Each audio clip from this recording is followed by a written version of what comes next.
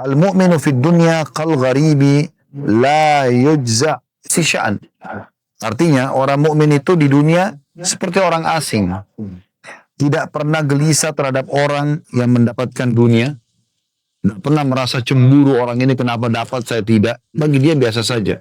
Dia ikhtiar, dia coba, dia dapat. Tidak dapat berarti rezekinya orang lain gitu. Tidak pernah gelisah terhadap apa yang orang dapatkan dari dunia. Tidak pernah juga saling berlomba-lomba dengan penggila dunia. Penggila dunia memiliki urusan sendiri, sementara orang asing yang ingin pulang ke kampung akhirat punya urusan sendiri.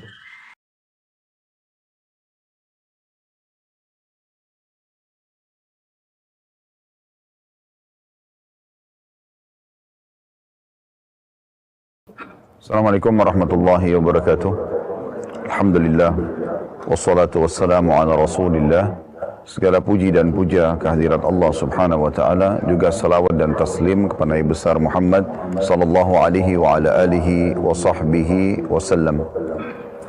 Baik teman-teman sekalian, pada hari ini, di hari Rabu biasanya kami rutin di Jakarta, di Indonesia secara umum, kita ada kajian online bedah buku Riyadhus Shalihin. Dan kita insya Allah pada hari ini akan masuk bab baru, bab ke-63, masalah bab berlomba-lomba dalam urusan akhirat dan memperbanyak apa-apa yang membawa berkah. Di dalam bab ini Imam Nawawi rahimahullah mengangkat sebuah ayat dan dua buah hadis yang akan kita bacakan nantinya tentunya. Dan bagi teman-teman yang sedang mengikuti online, maka bisa melihat bab ini, bab 63 dari kitab Riyadhus Shalihin. Apakah langsung di kitabnya atau mungkin melalui PDF, semua juga insya Allah bisa. Atau kalau yang tidak bisa memiliki PDF-nya atau bukunya atau belum memiliki, maka cukup insya Allah menyimaknya. Baik, seperti biasa, kita bukan targetnya menyelesaikan bab, tapi bagaimana kita berusaha agar apa yang kita bahas ini membawa ilmu yang bermanfaat dan bisa menambah iman kita. Maka kita akan mulai dulu dari judul. Judulnya ini sangat dalam sebenarnya, walaupun yang diangkat oleh Imam Nawawi rahimahullah dalam bab ini hanya sebuah ayat dan dua buah hadis. Tapi bab ini berlomba dalam urusan akhirat dan memperbanyak apa-apa yang membawa berkah. Ini sesuatu yang luar biasa kandungan maknanya. Karena memang setiap muslim punya kewajiban untuk menjaga itu. Kita seorang muslim, menjadi seorang muslim punya kewajiban menjaga itu. Terlalu banyak dalil-dalil dari Al-Quran dan juga hadis Nabi alaihi salatu wassalam yang mengingatkan kepada kita tentang masalah pentingnya setiap muslim menjadikan akhirat sebagai targetnya dan bagaimana dia menunggangi dunia ini untuk meraih yang terbaik di akhirat. Jadi bukan hanya sebatas di dunia saja, tapi dia akan mengejar apa yang dia dapatkan di akhirat sana. Semua aktivitas di dunia ini targetnya adalah bagaimana dia bisa mendapatkan balasan yang terbaik di akhirat sana. Apakah itu bakti dengan orang tua, berbuat baik dengan pasangan, mendidik dan membiayai anak-anak, atau berbuat baik dengan kerabat secara umum atau tetangga atau sesama manusia, atau bahkan hewan-hewan pun dan makhluk-makhluk Allah yang lain. Semuanya itu bisa kita jadikan sebagai ajang untuk meraih pahala.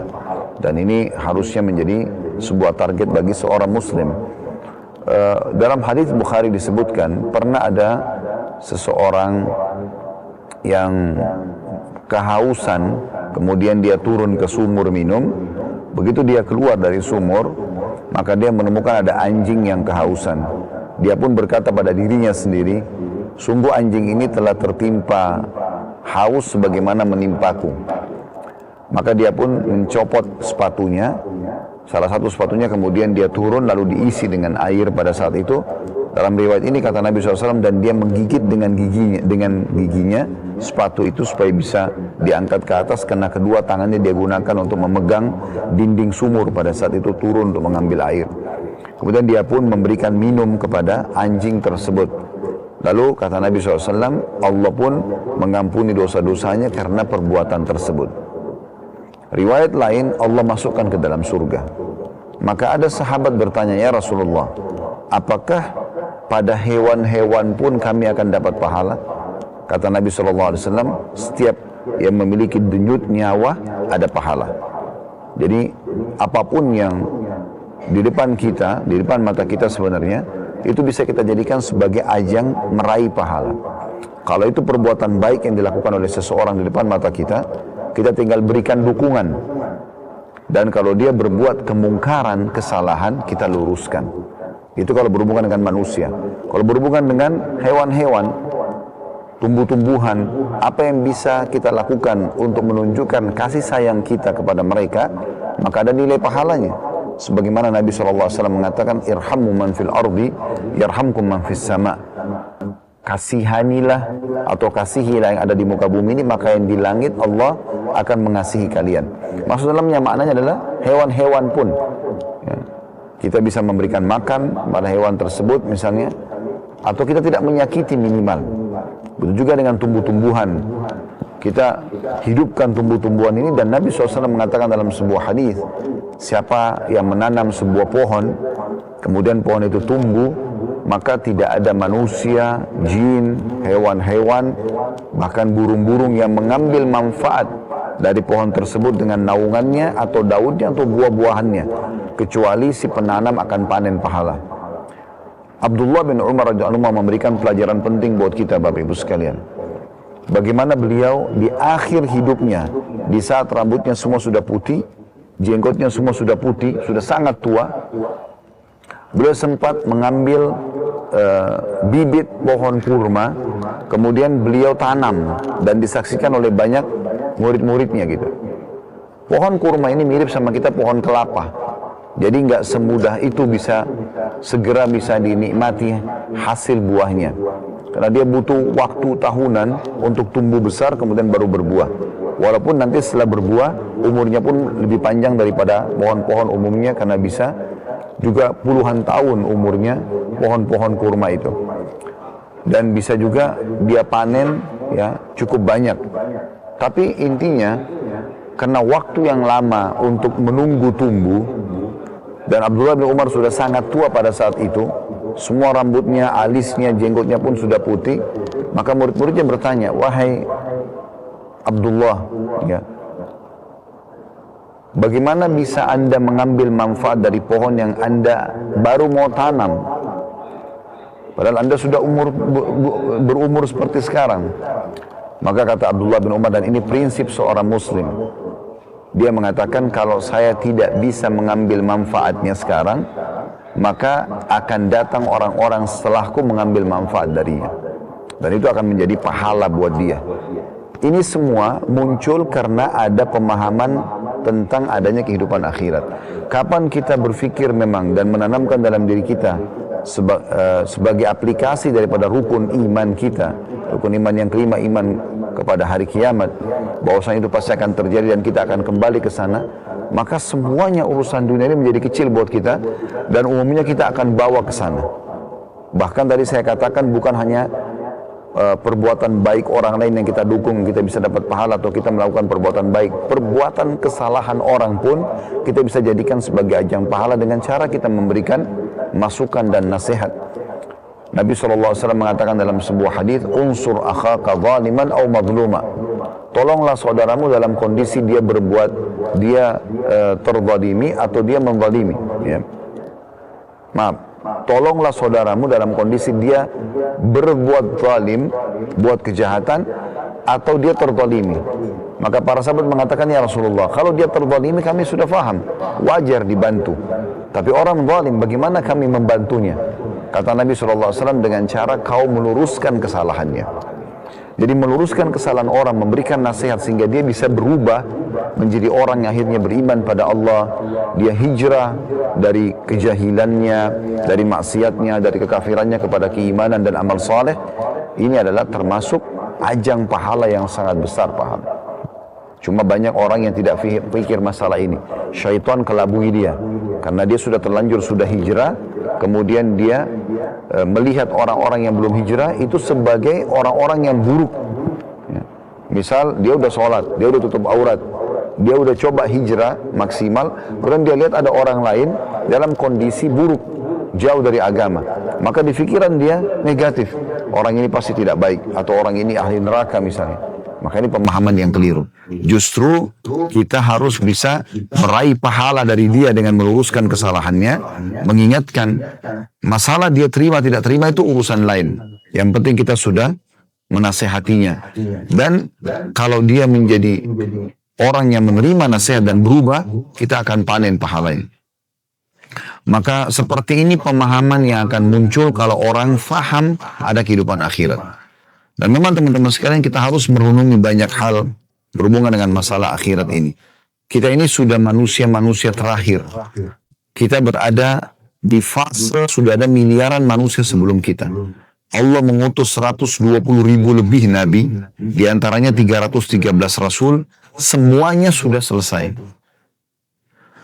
Dan penutup mereka adalah Nabi Muhammad SAW. Kata Nabi SAW dalam sebuah hadis, hitunglah tanda-tanda kiamat itu, lahirnya aku, diutusnya aku, dan meninggalnya aku.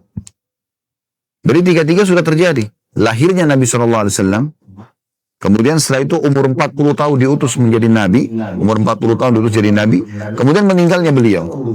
Dan Nabi SAW meninggal di awal tahun 11 Hijriah. Kita sekarang berada di tahun 1443 Hijriah. Jadi sudah 1430 tahunan. Ya. Kurang lebih Nabi Muhammad SAW meninggal. Itu sudah lewat masa yang cukup jauh dari masalah hari kiamat. Oleh karena itu kita jangan lalai dalam masalah ini. Perlu kita mengatur sebuah program dalam hidup kita. Kalau saya ini diberikan batas umur oleh Allah dan saya harus maksimalkan sebelum menuju ke akhirat. Kalau seandainya teman-teman sekalian, orang-orang yang ada di kuburan sekarang diberikan kesempatan oleh Allah Subhanahu wa taala untuk kembali hidup, maka pastikan, misalnya diberikan kesempatan kamu masih bisa hidup setengah jam, pastikan orang-orang ini tidak mungkin mau setengah jam itu dipakai mencari makanan favoritnya, kumpul sama pasangannya, kumpul sama anak-anaknya, atau mungkin dia jalan-jalan rekreasi di tempat-tempat yang biasa dia suka pergi. Tapi pastikan setengah jam itu dia akan pakai sujud kepada Allah Subhanahu wa taala, salat, dia beristighfar, membaca Al-Qur'an, dia kejar ibadah-ibadah yang dia butuhkan. Berapa banyak orang yang lalai dengan hadis Nabi alaihi salatu wassalam, kalau anak Adam meninggal dunia, maka akan ikut bersamanya ke kuburan 3. Keluarganya, hartanya, dan amalnya. Serta akan pulang 2. Keluarganya dan hartanya. Dan tertinggal 1 bersamanya antara suami istri. Sehebat apapun cinta di antara mereka. Bahkan orang tua dengan anak. Mungkin kalau pasangan kadang-kadang masih ada mantan istri, mantan suami kalau terjadi perceraian. Tapi kalau anak sama orang tua tidak ada mantan anak dan orang tua. Tetap saja di saat salah seorang di antara mereka meninggal, tidak mungkin pasangannya atau anaknya atau orang tuanya nginap bersama dia di kuburan. Pasti setelah setengah jam di kuburan mungkin 1 jam dia doakan, habis itu dia akan pulang. 1-2 hari, seminggu dia bersedih mungkin, setelah itu sudah kembali dengan aktivitasnya seperti biasa. Bahkan banyak kuburan-kuburan yang sudah tidak didatangi lagi. Bertahun-tahun. Tapi cucu mungkin sudah jauh. Apalagi kalau sudah kasih yang keberapa. Sekarang sederhana teman-teman sekalian. Pernah nggak kita pribadi mendoakan kakek kita yang ke-5 di atas kita? Atau ke-6 atau ke-7. Artinya ada batasan di mana orang-orang terdekat kita itu berhubungan sama kita. Makanya Nabi SAW mengatakan keluarga itu akan pulang. Itu juga teman-teman. Nanti saya yang tanggung dosanya. Udahlah masih muda. Dan mereka selalu ucapkan begitu. Sehingga kita terjerumus dalam kemaksiatan. Pada saat kita meninggal teman-teman sekalian, apa yang dia bisa lakukan? Dia hanya bisa berdiri di atas kuburan kita, lalu kemudian mungkin dia doakan kita 15-20 menit, setelah itu dia akan pulang. Dia akan beraktivitas seperti biasa.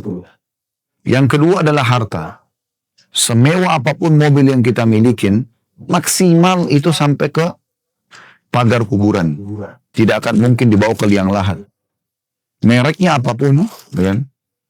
Maka akan hanya jadi warisan, akan dibawa pulang. Dan orang hanya mengenang hitungan hari, oh ini mobilnya si fulan, oh ini rumahnya si fulan, oh ini bajunya, oh ini sepatunya. Setelah itu akan dibagi dan selesai. Bukan lagi jadi milik dia. Maka dua hal ini yang banyak manusia fokus, walaupun ini boleh bukan tidak boleh, itu mereka melupakan poin yang ketiga yang justru akan menemani mereka di kuburan, yaitu amalnya. Sholat kita, puasa, sedekah, haji dan umrah seperti ini. Apa saja majelis ilmu, itu justru yang akan menemani kita di kuburan.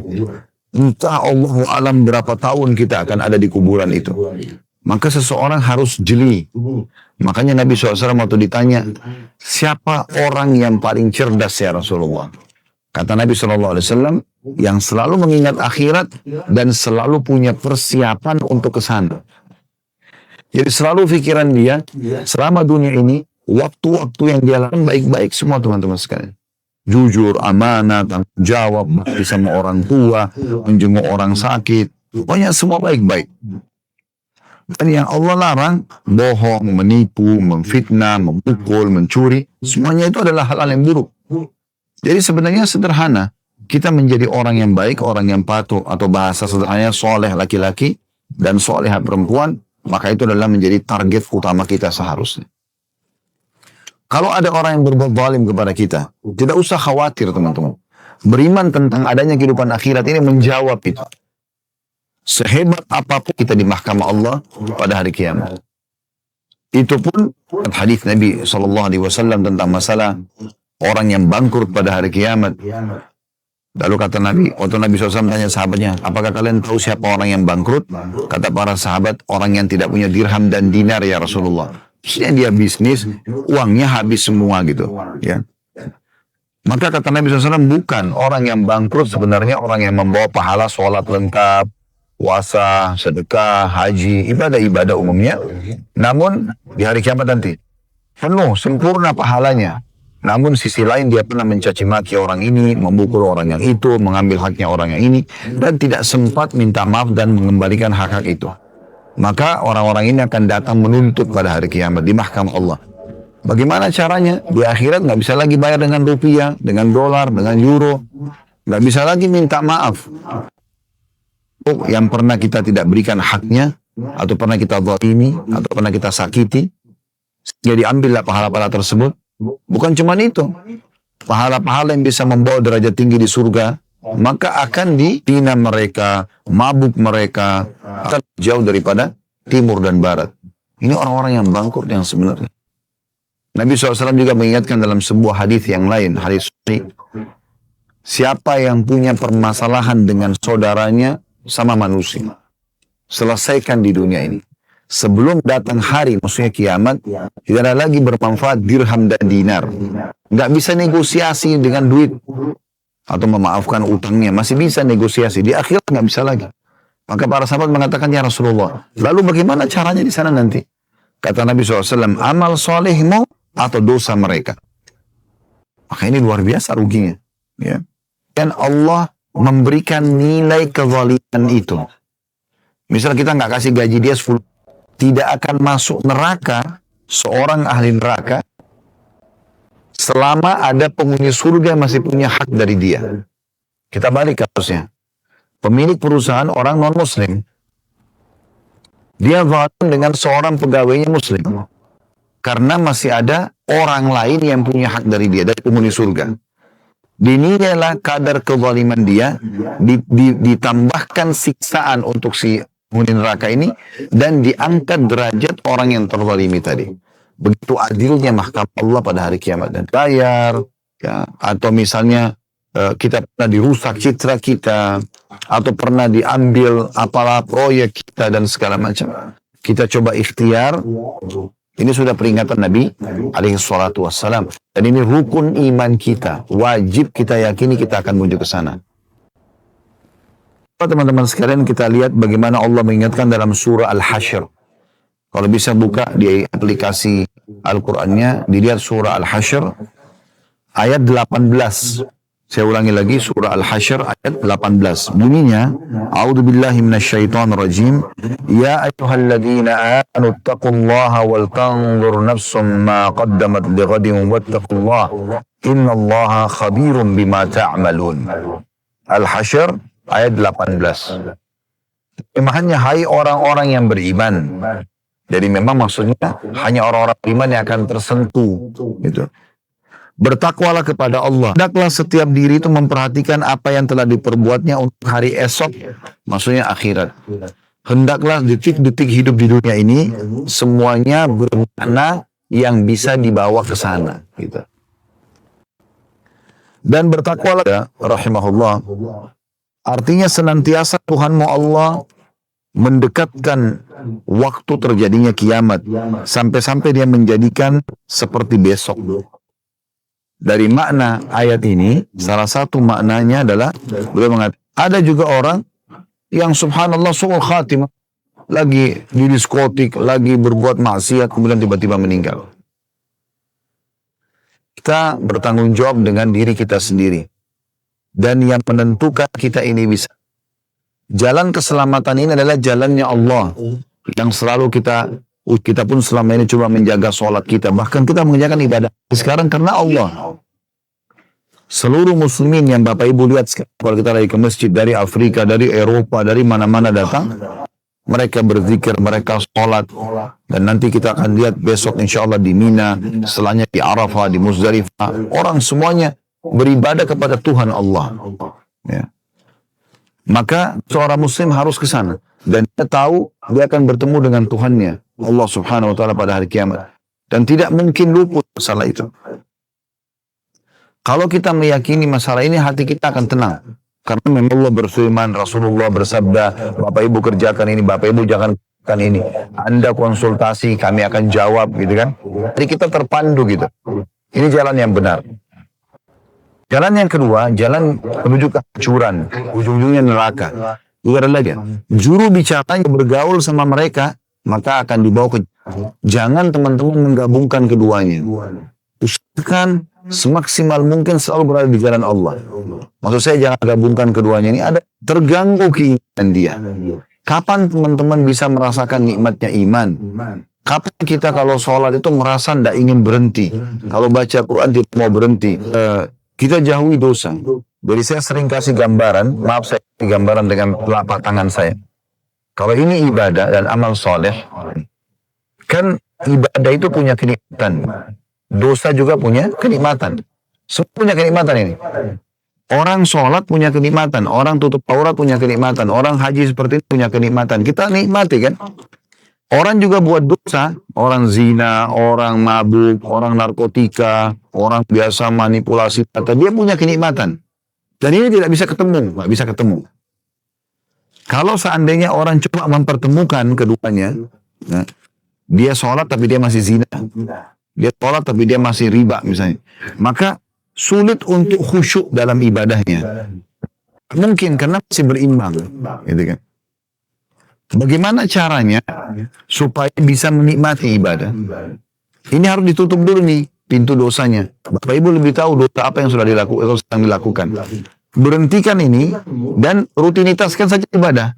Yang wajib aja sholat 5 waktu, puasa kayak begini, haji. Nanti rate imannya naik. Dosanya tertahan. Makin lama makin kentar rasanya iman itu.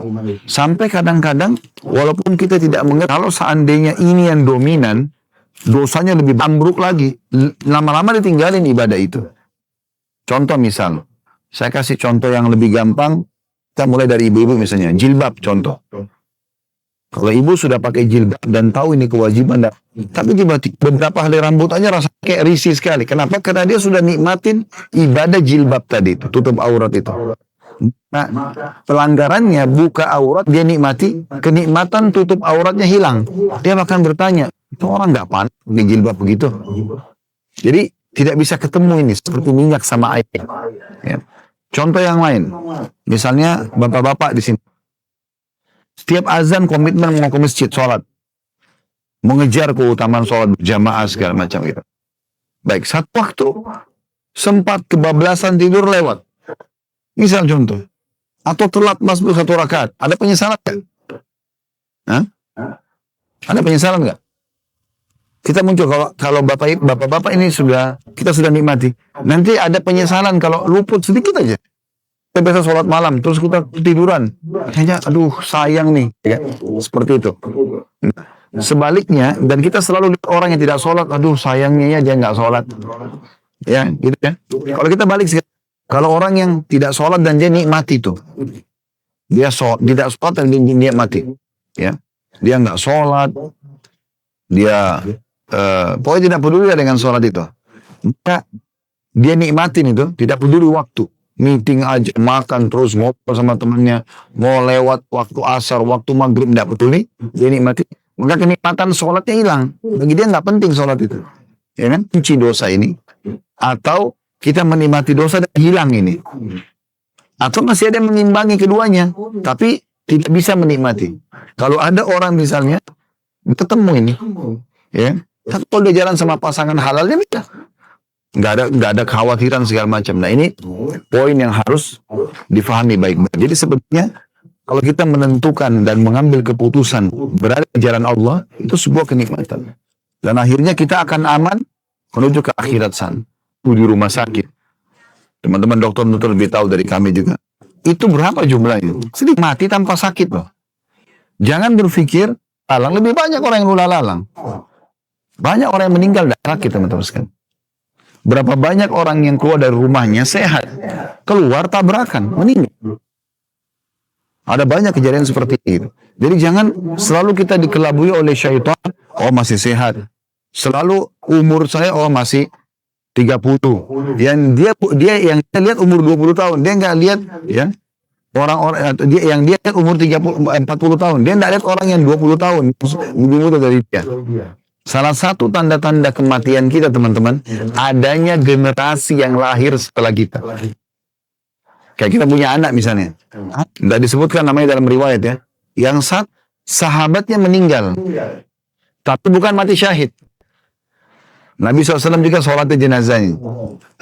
Setelah disolati, kata Nabi SAW kepada para makmum waktu itu, para sahabat, dibanding temannya yang minggu lalu. Maka kan minggu lalu itu mati syahid. Ini orang matinya bukan mati syahid, mati keseranjang gitu. Maka kata Nabi SAW, kan kesempatan kita hari ini, itu hari emas. Harus dimaksimalkan. Ibadah kepada Allah Subhanahu Wa Ta'ala. Dan untuk menentukan diri kita mau ibadah atau tidak, seperti ada orang ditanya, kenapa kau nggak tobat? Kapan kamu mau tobat? Oh, dalam hatinya. Misal orang baru mau mencuri. Orang kan rasa takut, supaya dia jangan buat. Kalau dia tetap buat, Allah masih kasih waktu dia mungkin dilihat oleh orang. Dia bisa lari, berhasil, lolos. Kalau dia masih buat, Allah buat nanti ditangkap dia oleh masyarakat setempat, digebukin, mati. Tahapannya ada. Orang berzina di hotel. Awal dia membuat, dia ketakutan. Allah sudah datang sih, kalau dia berhenti, itu berarti dia sudah bagus. Tanda keimanan dia lakukan, nanti Allah akan bongkar dia di medsos. Ada keputusan di tangan kita. Jangan pernah terpengaruh dengan lisan orang. Ini sering kami ingatkan bagi teman-teman yang berhijrah. Apapun orang bilang. Misalnya anggap kita dulu masa lalu kita buruk sekali. Pokoknya dosa yang tidak kita lakukan lah. Sekarang kita sudah tobat. Mungkin pada saat ketemu sama teman-teman yang lalu mereka mengatakan, kamu juga dulu gini kok. Nah apa-apa, jawab. Iya, ini saya sekarang. Sampai untuk ini teman-teman jawab, iya saya sekarang begini. Saya juga mengingatkan teman-teman yang hijrah, kemudian masih ditelepon sama temannya untuk ke karaoke, ke diskotik, segala macam. Jangan nggak jawab telepon mereka. Jawab telepon. Assalamualaikum warahmatullahi wabarakatuh. Kok sekarang berubah, sudah alim, pakai salam. Apalah segala macam, mungkin diolok-olok. Oh iya, saya udah ikut pengajian. Ayo kita ke karaoke sana. Oh saya sudah taubat sekarang, saya nggak mau. Apapun yang mereka ucapkan, nggak apa-apa. Nah Bapak, saya sekarang sudah ikut pengajian. Saya berharap kamu satu waktu ikut sama saya ya. Pastikan teman-teman besok dia nggak akan telepon lagi. Tapi kalau kita nggak jawab teleponnya, karena nggak enak, dia akan telepon terus. Bahkan dia datang ke rumah kita dan terus mengajak kita. Dan akhirnya ditunggangi oleh syaitan, hormatin, dicintai Allah, diberikan pahala, disukai oleh manusia. Kalau orang yang menjadi orang baik, jujur, amanah, tanggung jawab, dermawan, saleh dan soleh, itu orang pasti akan suka. Niatkan, kita minum karena kita haus. Berarti ada sinyal dari Allah pencipta tubuhmu sedang butuh cairan. Kita minum untuk memberikan hak jasad kita. Kita tidur supaya lebih kuat beribadah, memberikan hak jasad kita. Kalau niatnya ke sana, yang mubah bisa menjadi sunnah. Mandi pun begitu, memberikan hak jasad kita supaya segar kembali. Kita rawat apa yang Allah amanahkan. Ya makanya orang kalau jadi jenazah saja tetap dimandikan, padahal dia sudah Sebentar lagi dimasukkan di tanah, kotor. Bahkan mungkin dimakan oleh belatung-belatung tanah. Tapi kenapa dimandikan? Karena itu jasad Allah amanahkan. Semasa hidup juga kita seperti itu. Jadi kita bisa meraih banyak sekali pahala. Menanggapi hadis ini, Abdullah bin Umar yang tadi bilang pundaknya dipegang oleh Nabi SAW, lalu Nabi mengatakan, jadikan dirimu di dunia seperti orang asing atau orang yang lewat saja. Dia mengatakan, idza amsayta fala tantadhirus sabah. Oleh karena itu, beliau nasihat kita semua. Beliau mengatakan dari hadis Nabi ini, ingatlah, kalau kalian tiba di sore hari, jangan tunggu pagi. Nggak ada jaminan kita masih hidup besok. Maksimalkan ibadah sekarang. Ada dosa masa lalu, segera taubat. Ada amal soleh sekarang, tinggal perbanyak kuantitasnya dan tingkatkan kualitas untuk menambah catatan amal kita. Wa idza asbahta fala tantadhirul masa. Dan sebaliknya kalau kau sudah tiba sore hari, jangan tunggu lagi. Kalau kau tiba pagi hari, jangan tunggu sore hari. Wa khudh min sihhatika limaradik. Maksimalkan masa sehatmu sebelum kamu sakit. Wa min hayatika limautik. Dan juga dari kehidupanmu sebelum datang kematianmu. Riwayat ini diriwayatkan oleh Imam Bukhari nomor 6416.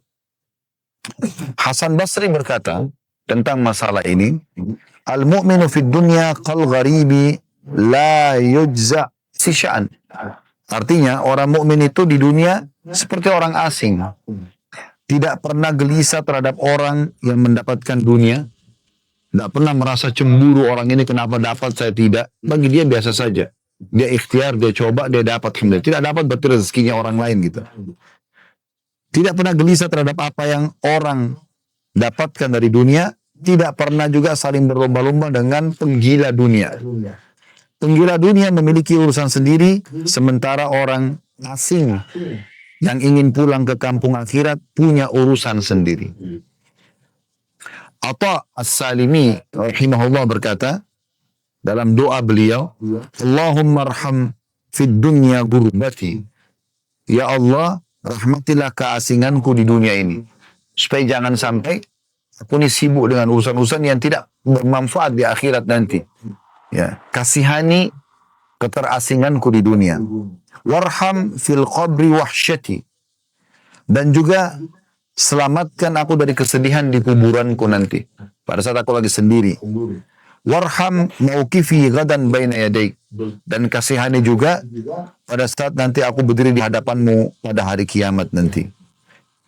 Yahya bin Mu'adz Ar-Razi, dikenal dengan Ar-Razi, rahimahullah berkata, dunia khamru syaitan.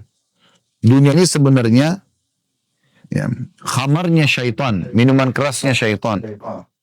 Man sakira minha lam yufik illa fi askaril mauta nadiman ma'al khasirin. Siapa yang mabuk bersama dunia itu, tidak mau tahu mana halal mana haram, tidak pernah lagi isi dengan ibadah, sibuk dengan kemaksiatan, maka dia akan tersadarkan pada saat kematian datang kepadanya. Namun pada saat itu menyesal akan selalu bersamanya dan dia akan rugi juga selamanya. Ada sebuah nasihat baik dari Fudail bin Iyad rahimahullah. Siapa Fudail bin Iyad ini teman-teman sekalian? Seorang ulama tabi'in. Masyhur sekali. Ya, nasihatnya sangat banyak. Dia pernah bertemu dengan seseorang, lalu dia tanya, orang ini kebetulan umurnya sudah 60 tahun.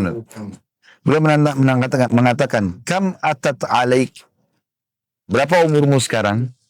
Orang tua itu bilang, situna sana, 60 tahun. Fudail berkata, fa anta mundu sittina sana, tasiru ila rabbika yushiku an tabluk. Kalau begitu kau sudah 60 tahun, jalan menuju Tuhanmu, dan sebentar lagi kamu sampai.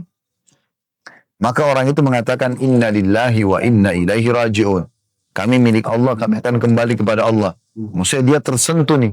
Iya ya, saya sudah 60 tahun, berarti sudah 60 tahun saya diberikan waktu kesempatan menuju ke Tuhan Allah, dan sebentar lagi pasti akan mati.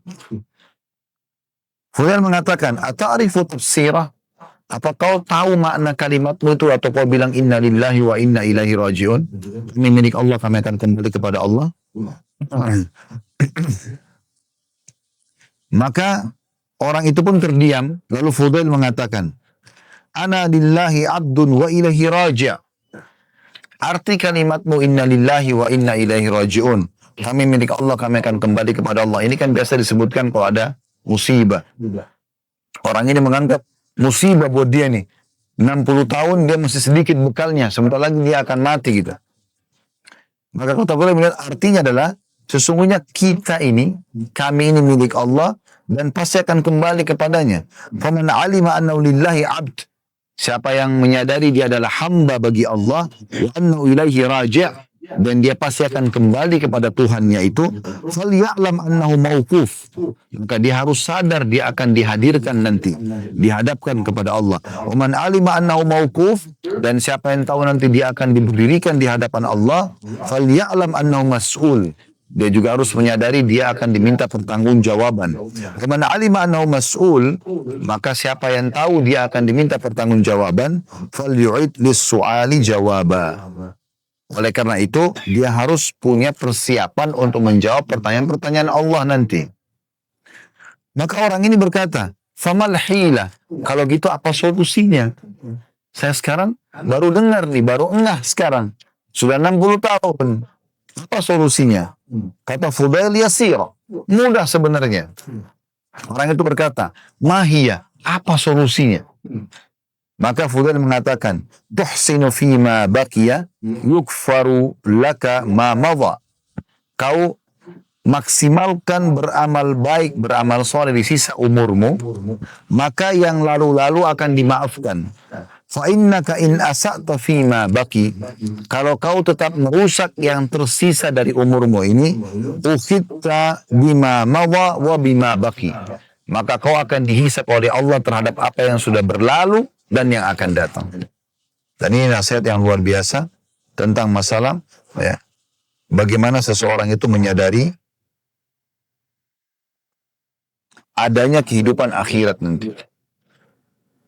Ada satu juga ulama tabi'in, teman-teman. Subhanallah, saya terlupa namanya. Orang ini, dia gali liang lahat di belakang rumahnya. Dan hampir setiap malam dia masuk di situ. Dia aja sendiri pribadi.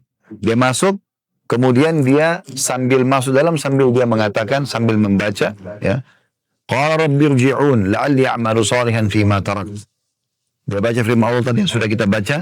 Wahai Tuhan, kembalikanlah aku, ya. Semoga saja aku bisa menjadi orang soleh dan mengerjakan amal-amal soleh. Lalu kemudian dia keluar lagi, lalu dia istirahat. Dan karena perbuatan ini dia tidak pernah ketinggalan sholat malam itu. Jadi semua ini teman-teman, apa yang kita paparkan tadi sebenarnya berputar di masalah judul buku ini, judul bab ini. Kenapa? Karena memang judulnya ini dalam sekali. Tentang masalah bab berlomba dalam urusan akhirat. Dan memperbanyak apa-apa yang membawa berkah. Maksudnya, kalau kita sudah punya pondasi tadi apa yang saya sampaikan, kalau teman-teman renungi itu, oh ternyata kita akan meninggal, kita akan menuju ke akhirat, kita akan diminta pertanggungjawaban. Dan ini semua adalah sesuatu yang fakta dan nyata serta bagian daripada rukun iman, maka kita akan sibuk berlomba-lomba dalam amal soleh. Saya akan bacakan Imam Nawawi rahimahullah mengangkat di awal bab 63 ini, bab berlomba dalam urusan akhirat dan memperbanyak apa-apa yang berkah. Firman Allah SWT dalam surah Al-Mutaffifin ayat 26. Surah Al-Mutaffifin ayat 26. Teman-teman coba buka ya. Al-Mutaffifin ayat 26. Bunyinya, a'udzubillahi minasyaitonirrajim, wa fi dzalika falyatanafasil mutanafisun. Setelah Allah sebutkan tentang surga, keutamaan kelebihan-kelebihannya gitu, maka Allah mengatakan pada hal yang seperti itulah hendaklah orang-orang saling berlomba-lomba. Jadi selama ada kesempatan beramal soleh, jangan hanya berikan kesempatan orang, kita sendiri tidak buat. Saya kasih contoh. Anda lagi naik mobil, kemudian ada orang fakir misalnya, ulurkan tangan, Anda lagi di lampu merah, dia minta uang. Misal contoh kita sedang satu mobil sama teman yang nyetir mobil, kita di sebelahnya. Umumnya orang lakukan apa? Pada saat teman yang bawa mobil ini, setir mobil ini, buka jendela dan memberikan uang, umumnya yang sebelah tidak ikutan. Umumnya. Atau dia mengatakan, itu orang miskin minta. Kemudian temannya yang bawa mobil kasih uang. Dia nggak ikut. Ini sama saja orang yang suruh orang lain buat baik, dia tidak dapat. Kenapa dia tidak ikut bersedekah? Maka harus kita selamatkan diri kita dulu. Pernah lihat nggak teman-teman sekalian, sebagian muslimin pada saat mereka masuk sholat di masjid, di saf pertama misalnya, pada saat masuk masjid sudah mau iqamah sholat atau lagi diiqamahkan sholat. Kita kan harusnya berlomba masuk ke saf awal, gitu ya. Berlomba masuk ke saf awal. Kalau kita sudah masuk di saf awal, masih ada kosong, baru kita persilahkan orang lain.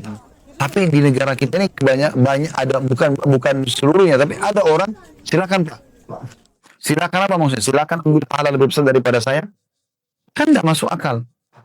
Orang lain dimasukkan di saf awal, dia sendiri di saf kedua. Kenapa ini? Karena saf awal lebih utama. Bukan karena Nabi SAW mengatakan, kalau seandainya manusia mengetahui apa yang Allah janjikan di azan dan saf pertama, bukan mereka tidak bisa mendapatkan kecuali mereka harus mengundi, bersaing, maka mereka akan melakukannya. Lalu kenapa kita memberikan orang lain? Kita kerjakan dulu, baru kita ajak orang lain. Nah itu yang penting. Ini penting teman-teman sekalian untuk difahami. Mirip juga masalah kasus umroh dan haji seperti ini. Seringkali ada yang mengatakan kepada saya, Ustaz, saya sudah pernah haji. Nanti ke depannya saya haji atau saya hajikan orang lain saja? Saya katakan haji lagi.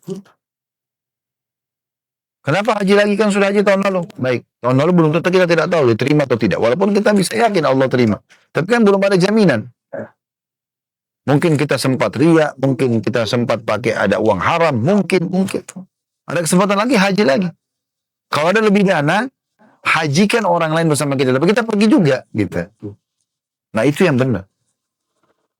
Sehingga peluang-peluang untuk memperbanyak amal soleh ini selalu ada. Selalu ada kesempatan.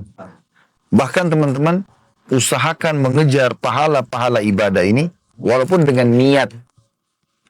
Kita tidak bisa misalnya. Contoh, ini saya kasih contoh. Saya subhanallah setiap kali masuk ke Masjidil Haram, kalau saya lihat lagi duduk, menunggu iqamah misalnya, atau lagi duduk, syuruk, melihat proyek Masjid Haram itu, luar biasa besarnya. Saya saja misalnya, atau teman-teman di sini, sempat kita ajak, misal saya ajak Dimas, ayo Dimas kita ke Masjid Haram. Saya dapat pahala saya juga dapat pahala dia karena saya ajak dia. Ya kan? Kalau saya ajak 10 orang, saya bisa dapat pahala 10 orang. Saya ajak 100 orang beramal saleh, misalnya kita share di grup sebuah kegiatan sosial, lalu orang ikut, kita juga ikut pahalanya, kan begitu. Lalu bagaimana dengan orang yang memperbaiki Masjidil Haram ini, renovasi besar-besaran, lalu kemudian jutaan jemaah haji bisa dan jemaah umroh bisa ibadah sepanjang tahun. Baik teman-teman, apakah kita cuma duduk mengatakan, wah proyeknya besar ya, pahalanya besar ya? Sayang itu. Coba laksanakan hadis Nabi SAW. Kata Nabi SAW, manusia 4 golongan. Yang pertama yang paling baik adalah yang Allah karunia ilmu dan harta. Udah kaya, pintar agama gitu. Dan dia menghabiskan keduanya di jalan Allah. Ilmunya selalu diajarkan, hartanya habis diinfakkan gitu. Ini orang yang paling baik. Julukannya paling tinggi. Yang kedua, ini pahami baik-baik yang kedua ini. Orang yang Allah kasih ilmu, tapi nggak dikasih harta. Dia paham agama, tapi miskin gitu. Kemudian dia berkata dengan ketulusan hatinya, ya Allah, kalau seandainya engkau mengaruniakan aku sebagaimana engkau karuniakan orang ini, golongan pertama tadi. Karena hartanya dibangun masjid, rumah anak yatim, apalah, kegiatan sosial banyak gitu. Maka si guru ini mengatakan, ya Allah, kalau engkau berikan aku seperti yang engkau berikan dia, harta juga, aku akan buat yang sama. Apa kata Nabi SAW? Fahuma fi ajri sawa. Dua-dua sama pahalanya. Kenapa kita nggak niat begitu? Ya Allah, kalau tulus dengan hati. Kalau seandainya engkau berikan aku kesempatan seperti raja-raja Saudi ini, aku juga ingin sekali merenovasi Masjidil Haram. Bukan mustahil Allah kasih. Jadi bukan hanya sekedar, proyeknya hebat ya, pahalanya banyak. Terus antum dapat apa? Allah perlihatkan depan mata proyek ini. Karena kita tidak punya kemampuan. Ini kan proyek pemerintah. Tidak mungkin kita ikut-ikutan gitu kan. Pemerintah Saudi nggak pernah kasih kotak amal di situ. Mereka nggak mau kasih kotak amal. Kenapa antum tertawa? Memang dia nggak kasih kotak amal. Antum keliling cari nggak akan ketemu di seluruh pintu Masjidil Haram. Dan lihat tower jam yang besar, insya Allah nanti kalau tanggal 14 kita akan masuk ke Fairmont, itu dibawa lurus dari tower jam itu ada tulisan bahasa Arab. Wakaf Raja Abdul Aziz. Siapa Raja Abdul Aziz ini? Ayahnya raja sekarang. Salman bin Abdul Aziz. Raja sebelumnya juga. Ada Abdullah, ada Fahad, ya, ada Khalid, ada Faisal, ada raja-raja Saudi ini, itu semua bin Abdul Aziz. Mereka rupanya sepakat waktu ayah mereka meninggal, dari uang-uang warisan itu, selain ada yang dibagi untuk ahli waris, mereka sepakat untuk mengeluarkan hak si mayit sepertiga harta. Kan Nabi SAW mengatakan, Allah masih memberikan kesempatan untuk kalian menambah amal soleh kalian, sepertiga dari harta yang kalian tinggalkan. Kita masih boleh tulis wasiat. Nanti kalau saya mati, sepertiga harta saya dikalikan ke masjid ini ya, ke rumah anak yatim ini ya, wakaf tanah ini, sepertiga harta. Nggak boleh lebih. Itu masih bisa kita wasiatkan gitu. Nah, mereka sepakat ahli waris keluarkan dari warisan itu, dibeli tanah itu. Jadi tanah itu dibeli oleh pemerintah, bukan langsung diambil begitu saja. Dibangun sama dia, diwakafin khusus untuk Raja Abdul Aziz ayah mereka. Semua pendapatan hotel di situ, pendapatan mallnya juga, itu lari pembangunan masjid.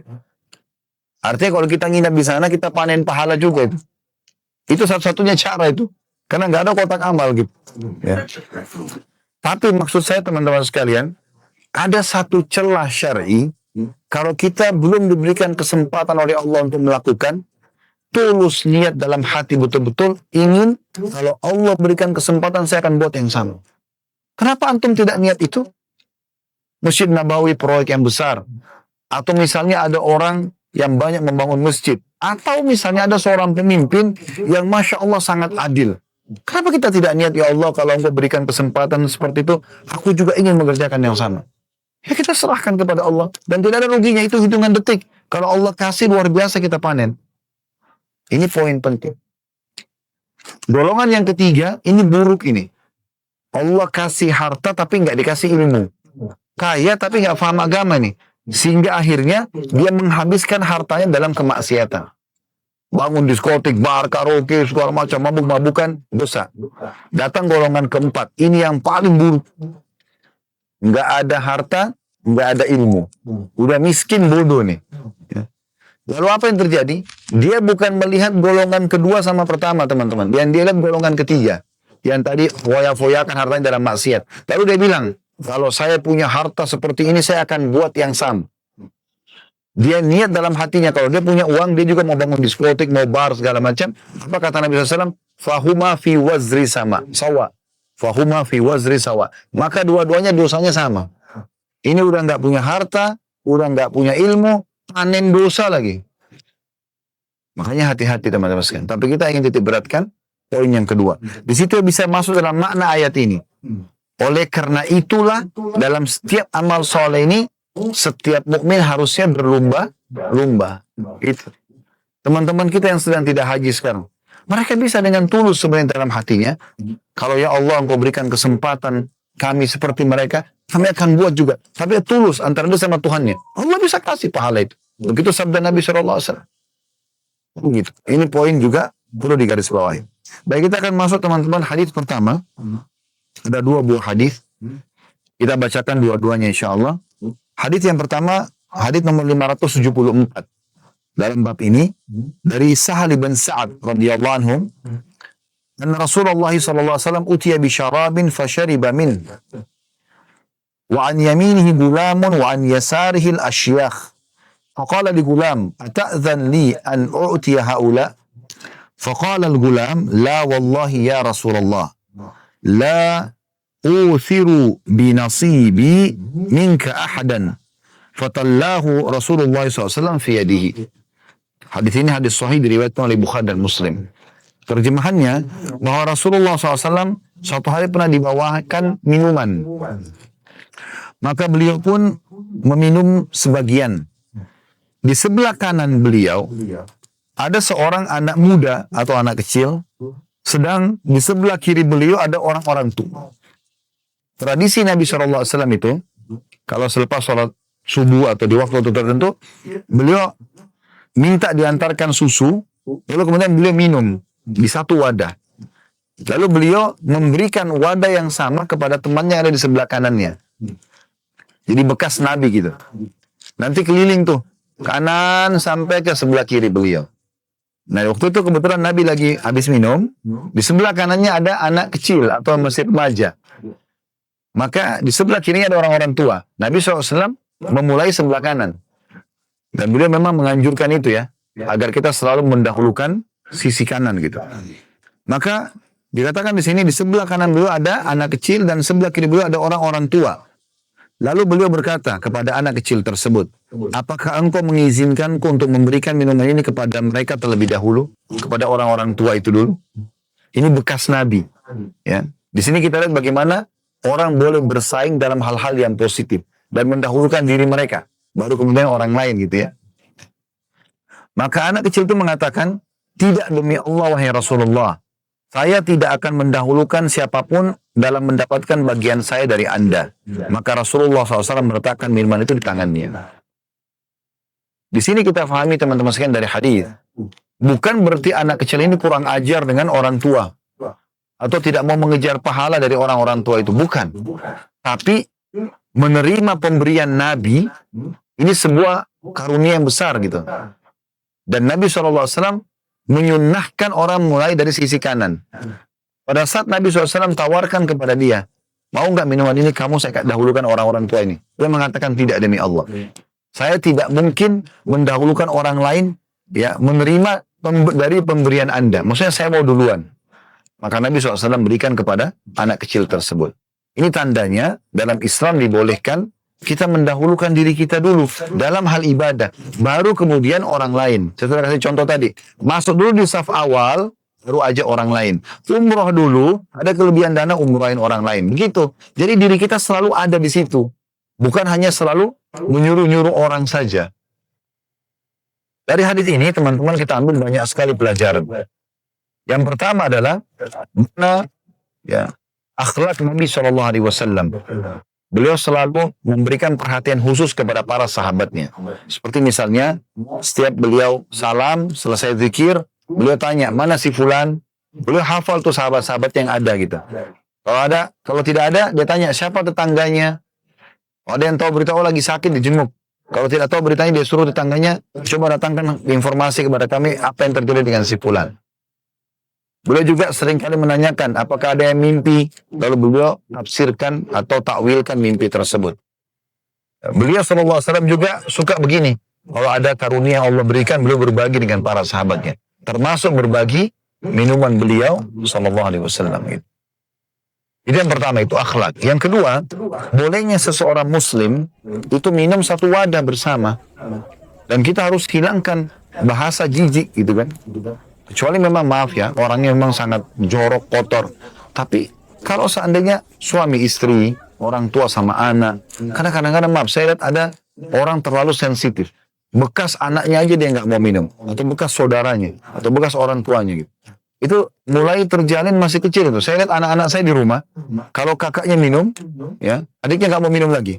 Lalu saya duduk, saya luruskan. Mereka masih kecil sudah digoda sama syaitan. Kenapa nggak mau minum nak? Oh bekas kakak. Memang kenapa kalau bekas kakak?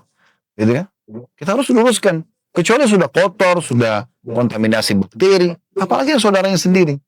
Ini juga bukan berarti teman-teman, oh kalau gitu Ustaz sebentar ada air zam-zamnya orang, dia minum saya minta bekasnya.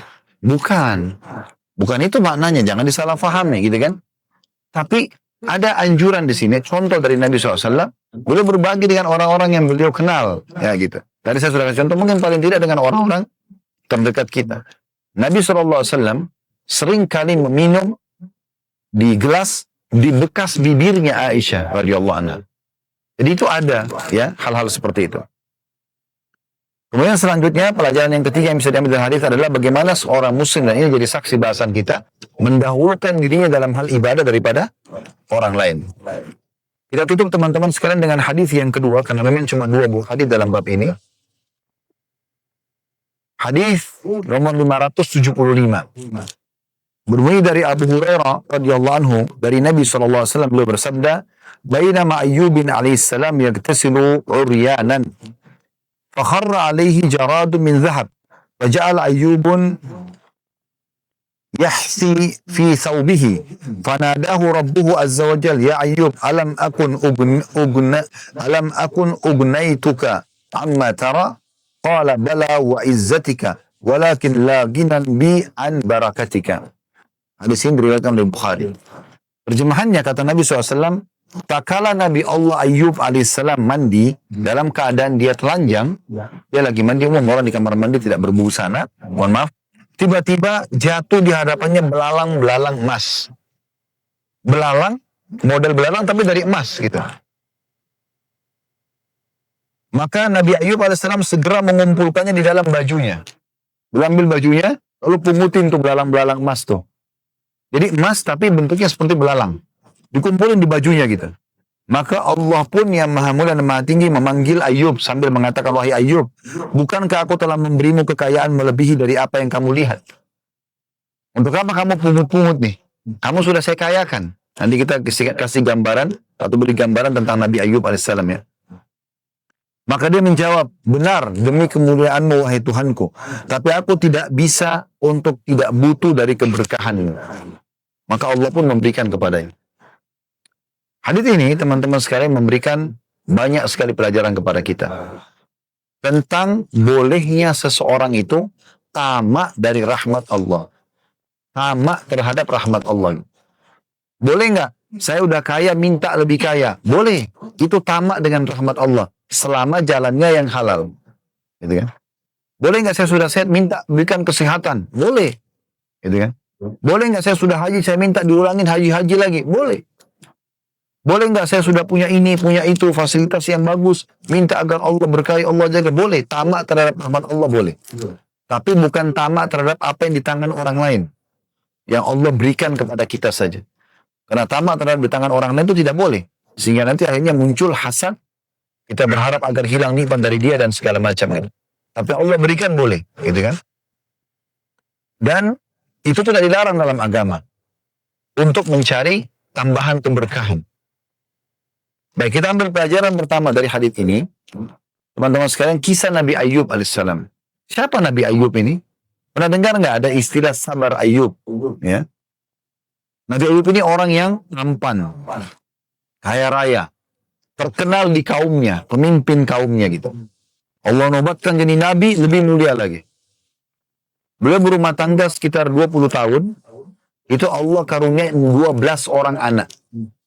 Dia tampan, istrinya cantik, dia kaya raya, dia nabi, tokoh masyarakat, punya anak 12 semuanya laki-laki. Semuanya sehat-sehat. 20 tahun tidak ada masalah. Kemudian setelah itu, tahun ke-21 dari masa nikmat yang besar Allah berikan itu, Allah datangkan ujian dalam 3 hari saja. Hari pertama, Allah uji dia dengan bangunan rumahnya rubuh di ruang makan, di mana 12 anak laki-lakinya duduk semua di situ, kena rubuh bangunan mati semua. Itu satu hari. Cuma jatuh bangunan, mati semua 12-12-nya. Jadi dalam satu hari tidak punya anak. Hari yang kedua, semua peternakan dia, perkebunan dia, ditimpa hama, habis semua. Jadi orang miskin. Hari yang kedua. Hari yang ketiga, Allah datangkan penyakit, yang kita tahu penyakit kusta ya waktu itu. Maka orang-orang menjauh dari Nabi Ayyub alaihissalam. Dalam 3 hari saja, dia sudah tidak punya keturunan, dia tidak punya harta lagi. Dia juga dikena penyakit yang menular, yang orang-orang semuanya, ya orang-orang masyarakatnya menjauhi dia. Yang tinggal sama dia cuma istrinya saja. Maka dia pun bersama pada saat itu. Ada juga beberapa athar menyebutkan istrinya juga menjauhi dia. Tapi intinya dia bersabar nih. Dalam riwayat yang pernah kami temukan, setelah 15 tahun berjalan cobaan tersebut, Nabi Ayyub dengan sabar melaluinya, gitu kan? Maka istrinya berkata, wahai Nabi Allah, kenapa engkau tidak minta kepada Allah agar Allah sembuhkan penyakit Anda? Nggak usah lagi minta keturunan, nggak apa-apa deh. Anak kita sudah meninggal. Harta juga nggak apa-apa deh. Kita sabar aja. Sudah terbiasa sekarang untuk tidak kaya gitu kan. Tapi sembuhkan penyakit Anda ini, supaya Anda bisa berdakwah. Apa kata Nabi Ayub alaihissalam? Berapa tahun dulu kita senang? Kata istrinya 20 tahun. Istrinya hitung. Ditanya sama Nabi Ayub, sekarang berapa tahun kita diuji? Kata istrinya 20 tahun. Kata Nabi Ayub alaihissalam, saya masih malu minta sama Allah. Dia tunggu pas 20 tahun juga. Baru Nabi Ayub mengucapkan dalam Al-Quran diceritakan itu. Dia mengatakan, Rabbi anni massaniyadh dhurru wa anta arhamur rahimin. Wahai Tuhanku, sungguhnya aku telah ditimpa penyakit, tapi kau zat yang maha penyayang. Beliau nggak bilang, ya Allah ini sudah 20 tahun nih, hilangkan penyakit saya. Enggak. Artinya kalau engkau mau tetap uji aku nggak masalah. Kalau mau dihilangkan penyakit ini juga nggak masalah. Mau dibiarkan juga nggak ada masalah. Kan? Engkau zat yang maha penyayang. Akhirnya Allah subhanahu wa ta'ala menerima permintaan dan hajatnya dia. Dalam 3 hari juga, teman-teman sekalian, kuasa Allah, ya, beliau dapat berita gembira. Di hari itu, Allah sembuhkan penyakitnya. Allah keluarkan mata air dekat ranjangnya, dengan cara dia menepukkan telapak kakinya, lalu dia mengambil air tersebut, dimandi, disiram ke badannya, sembuh. Dan dia menjadi lebih muda dan lebih kuat daripada 20 tahun yang lalu. Kemudian selanjutnya, ya, Allah subhanahu wa ta'ala pada saat dia sembuh, mengutus kaumnya. Kaumnya dengar, oh Nabi Ayub sudah sembuh. Mereka datang semua. Ada yang bawa sapi, ada yang bawa unta, ada yang bawa domba, ada yang kasih hadiah kebun. Dalam 1 hari, kembali kekayaannya. Dan lebih banyak daripada kekayaan dia yang 20 tahun yang lalu. Di hari ketiga, Allah berikan berita gembira, istrinya hamil. Dan subhanallah, istrinya setelah itu, terus melahirkan anak sampai jumlahnya 24. Yang Allah ambil 12, ini double. Allah kasih 24. Dia bersabar dalam melalui cobaan tersebut. Ya. Tapi di sini, yang kita perlu titik beratkan dalam riwayat ini, Nabi Ayub alaihissalam, waktu lagi melimpah rezeki, ya, setelah dia sembuh dari ujian tadi, Allah kasih dia kekayaan banyak, rupanya Allah ingin menguji Nabi Ayub alaihissalam. Lagi mandi sendirian, tiba-tiba Allah jatuhin, ya, emas bentuk belalang di kamar mandinya. Maka dia pun memungut tadi, mengambil itu. Maka Allah mengatakan, hai Ayub, bukankah kau sudah cukup aku berikan terhadap nikmat yang banyak ini? Artinya, yang kau miliki lebih banyak daripada emas-emas belalang ini. Maka Nabi Ayub alaihissalam mengatakan, ya Allah, benar, tapi dengan kemuliaanmu, aku tidak ingin jauh atau terharamkanlah dari keberkahan, maksudnya tambahan. Maka Allah bolehkan. Gitu kan? Ini pelajaran pertama tentang kisah Ayub alaihissalam. Pelajaran yang kedua, bolehnya seseorang mukmin tamak terhadap rahmat Allah, sebagaimana tadi sudah saya bahasakan. Tamak terhadap rahmat Allah subhanahu wa ta'ala. Kita ingin minta dilebihkan oleh Allah, itu dibolehkan. Dan ini termasuk pesan yang penting. Yang perlu diambil pelajaran adalah dari apa yang Allah karuniakan kepada kita sekali lagi. Bukan kita minta nikmat yang ada pada orang lalu orang hilang nikmat itu. Kalau ada nikmat pada seseorang, kita minta Allah berikan yang sama tanpa berharap hilang dari dia, itu dibolehkan. Ya. Pernah dengar masalah hasad ya, iri dan dengki ya? Itu kan tidak boleh. Bagaimana iri dan dengki itu? Kalau ada seseorang yang kaya, seseorang yang tampan, seseorang yang cantik, seseorang yang pintar, kita cemburu sama dia, lalu kita berharap hilang dari dia gitu. Pas kita dengar si tampan atau si cantik ini tabrakan, mukanya kena luka, syukurin tuh. Nah ini berarti dia iri. Ya, gitu. Baru beli mobil, tetangganya, kemudian tidak sengaja tabrak tembok. Wah, syukurin tuh. Misalnya. Atau tetangganya yang baru beli kulkas, beli AC, dia yang kedinginan. Ya. Nah, ini iri, tidak boleh hasad. Kata Nabi SAW, hati-hati dengan hasad, karena dia bisa membakar pahala, sebagaimana api membakar kayu bakar.